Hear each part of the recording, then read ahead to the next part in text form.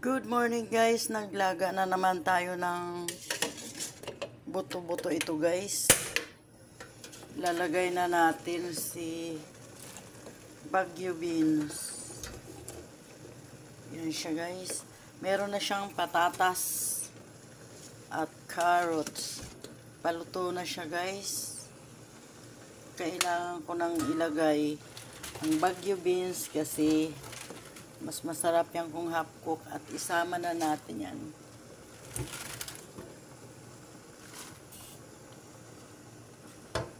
Lagyan ko na rin guys ng dahon ng sibuyas para mag-absorb na ang kanyang lasa.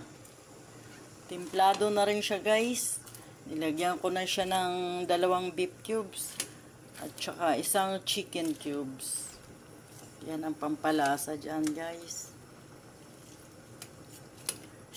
1 kulo na lang guys. Papatayin ko na siya dahil siya ay i-off ko na siya guys at dahil siya ay luto na. Thank you for watching guys. Good morning.